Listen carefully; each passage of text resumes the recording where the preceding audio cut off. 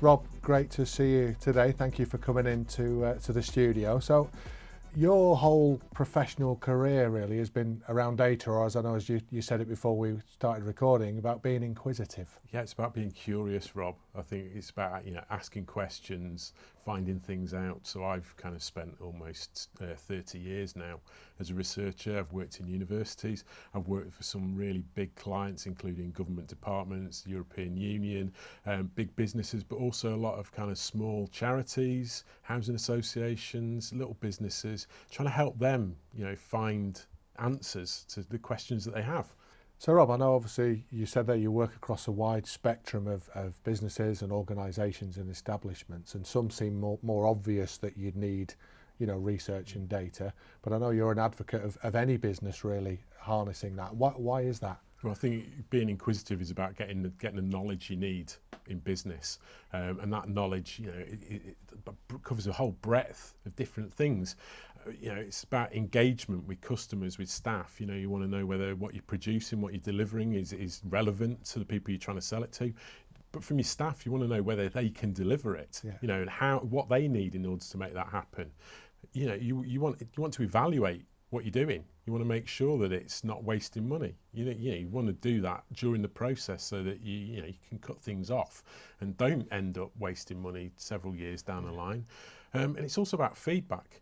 It's that loop. It's that getting the stuff back in so that you can continue to make those improvements. So research is just about having a process that can give you reliable information that's effective so that you can keep building your business and moving forwards. Yeah, and do you need a particular analytical mindset to harness this? And I say that because whilst I'm MD of a business, I'm primarily a creative, and I like to lead where I can with my heart. My head always gets involved, but at the end I'll go, this feels right. Is that ever at odds with data, or can it be combined? No, I think the creativity part underpins the curiosity, and I think I've seen it with in a lot of work that I've done in the past.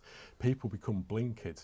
They're constrained in the way that they've always done things. Yeah. To the point that things like evaluations are very set in their way. They ask the same questions, but they never really explore the little details. That's actually where you're going to make the most impact, by finding out what happened. Why didn't something go wrong? What was it about it that didn't go right? It's asking those different questions, learning from mistakes, and then saying, okay, what are we going to do differently, and then how can I exploit that, and how can I make that so that it's my business advantage? Yeah, so almost wanting the data to change, wanting to show anomalies, or I suppose something evolving. So yeah, sometimes it's about collecting the data in the first place so you actually uncover what it is that's going on. Yeah. Rather than just sitting there. One of those things I find in meetings is when somebody says, I think. Well, actually, you want to be into a position of I know. Yeah. And knowing means you have to ask the questions. You've got to collect the information. You've got to get the data so that you can be sure. And I was talking to a client this week, and they were talking about health and safety data in their organisation and looking at near misses. It's something where it's easy to want to push that under the carpet. Yeah. Pretend things don't happen because failure doesn't feel right, doesn't feel good, but you learn from it. So by recording it, I said to them, at first it might look like the incidence of near misses is increasing. Yeah. But that's not the case. That's just the fact that you're uncovered, to get the data, made explicit what had been, invisible and implicit beforehand. But by doing that, you can look at the way those near misses are happening. You can look at the causes of them. You can then start to work out potential solutions. Things like educating staff, educating the end customer who might be creating some of these problems. That's the way that you'll tackle it, by having that, shining that light, getting greater clarity, and improving your understanding and knowledge of what's going on. So more I know and less of I. Exactly. Feel. Yeah. See, I feel I know a lot of stuff. On that, in that gap where we don't really know what we don't know, and we know what we need to know, where do you draw the line from going from tying yourself in knots trying to get data to actually right, we can now implement and we can go with something. I think, Rob, it's about working backwards. It's, you know, it's that initial, it's what is it you need to do here? What is it you want to do? What's the outcome that you're looking for? Based on that outcome, you're then saying, well, what is it that I need to know in order for that to happen? Yeah. And some of the things you'll already know. Some of the things you won't know. And then some of the things you'll find out along the way which might surprise you. So I've got a little prop. I like using this prop quite regularly. So I have a jar of sweets here. Yeah. Now, famously, Donald Rumsfeld, who was US Secretary of State for Defence, once said there are known knowns, there are known unknowns, and there are unknown unknowns. Yes. And many people ridiculed him at the time, but I think it makes perfect sense. So this jar of sweets, we have our known known. It's a jar of sweets and it contains a set number of sweets. Yeah. Our known unknown is the number of sweets within that jar. Yeah. So we're going to ask the question, how many sweets are there in the jar? Yeah. And I can put in place a process that I can go about finding out how many sweets are in the jar. So, you know, I'll undo the jar, pop the lid down, and I won't tip them out here, Rob, because I don't want to make a mess in the studio. But as I do, I tip out the jar to count up the sweets. That's the method I'm going to use, and the method is just the tool by which I get to the answer. By using that method, though, I uncover something I wasn't expecting, and I find in the jar a £20 note. Right. Right. Well, that's my unknown unknown. I didn't know I didn't know I was going to find £20 in that jar when I first unscrewed the lid and poured the sweets out to count them. But £20 is a valuable finding. Yeah. You know, if you're a business, Yeah. you're not going to chuck away. You know, if you found £20 in the street, you know, you'd probably pick it up. Absolutely. And say, great, that's a windfall. It's exactly the same with research, with finding these, by asking questions and finding answers. It's your windfall. You know, you've got you'll have your known knowns. Yeah. You'll have your known unknowns. They are the obvious questions you're going to start asking. And then along the way, you find something which can potentially be a real windfall. Yes. It can be a real asset for you and your business because it could really change the way it is that you address a problem, you overcome a challenge, develop a product, you know, look for a new market. It's those things that you find by asking those questions. I suppose thinking in terms of science and chemistry, so many amazing products came by accident where a certain outcome was expected and something else happened, and then, well, actually we can use that for...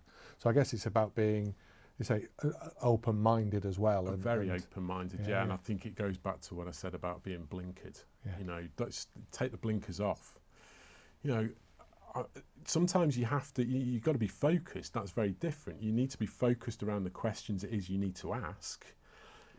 But by removing the blinkers, it's also being aware of the wider contexts. Yeah. It's also understanding that, you know, whatever you're asking has to fit within something that's already there.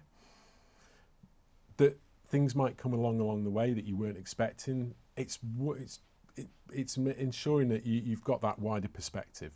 Yeah. And then that enables you to find the answers you need to keep moving forwards.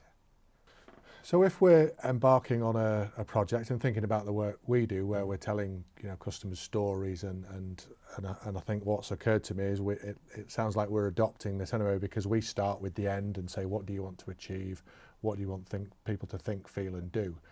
But is there a wider way to look at how we conduct surveys, or how we, you know, we if we say, right, I've seen that with Rob and that makes sense, let's start doing some research. What happens then? I'm glad you picked up on surveys, Rob, because this is one of my, you know, pet subjects. You know, there's a whole load of very poor surveys out there. You know, you'll probably receive 2 or 3 in your inbox from somebody you've bought from. Yeah. Or somebody that you've looked at their website and they've tracked you. They're surveys which ask far too many questions. Yeah. That are irrelevant to the person who is, you know, being asked to answer the questions, and ultimately that, you know, they waste everybody's time. Yeah. I think when you said it's thinking about that end point. So a survey, you know, I see it a lot with housing organisations who do tenant satisfaction surveys. And those tenant satisfaction surveys, some of them will tell you, well, it's a waste of time. And, you know, hand on heart, I'll agree in part that it's a waste of time in the format that they currently are. You know, they have their hands tied slightly by a regulator who wants certain questions asked in certain ways. But if you're a business and you're thinking, right, what is it that I need to do? You know, what is it I need to know from this person who I'm asking the question of? Think about that end outcome. What is it you're trying to get here? What is it you don't know from them? Then think about, well, what's the most important thing that I really need to find from that person? I literally have a moment to get their attention and get this piece of information back. So surveys could be rewritten and can be, you know, be a lot tighter, be a lot shorter, be much more focused, and dare I say it, written in a language that the person at the end actually understands. So if people want to take away from this, it's put yourself in the shoes of the person that you're asking the questions. Ask your friend when you're in the pub or the cafe and say, well, you know, do you actually understand what it is I'm asking you here? Because if they don't bother using that as a survey. It's really very meaningful about it. Very meaningful. But at the same time, it's understanding, well, what's the information that comes back? So, you know, I used to drive my family around the twist looking for a good coffee shop. You know, everybody uses reviews to try and find, well, where's the best for this, this and this? Well, if you think about the review just says, how was your experience of such and such a coffee shop? It doesn't tell me the quality of the coffee. Right. The review that somebody could give could just be that they, you know, actually enjoyed the pastries in the coffee shop. It could be that they were with a particular group of people and it was a really pleasant day out. It could be that they found the barista quite nice. You know, and they keep going back because it's the barista who's attracting them. So it's understanding the data that these surveys give you rather than very critical. But I guess some companies almost would not want to sometimes do these just to try and capture 5 stars or whatever, and don't really want to see in case they get any, you know, those negatives get pushed to the bottom of the pile, or rather than being acted upon to create a better service. Exactly, and I think that's where being data literate, as we would say, is important as a consumer, and businesses are consumers of other businesses' services. So you know, it's understanding what data is telling you. And again, being creative enough to ask the questions, well, what exactly is it? What's going on here? Is this telling me what I need to know? And if not, how can I ask more questions of them? So is this kind of what you do then, Rob, when you go into businesses, you help them ask the right questions, but then also disseminate the answers and what that means to them? Yeah, I mean, I call myself a research coach. You know, I don't like the term consultant because I'm not the type of person who goes in with a briefcase, takes the piece of paper out of the bag and says, there you go, use that and it'll be absolutely fine. I like to work with businesses. I like to understand, you know, what their challenges are, what the opportunities are, you know, the resources that they have to work with, because, you know, it's not just about money, it's about the people, you know, it's about the opportunities that are there. You know, I really do love working with people and helping them ask those questions, but being curious in a productive way. So it's asking the questions, it's about giving them the tools to do that, but equally, like you said, it's the tools to then understand what comes back, because they've got to do something with it, and it needs to be productive. And by doing that, you know,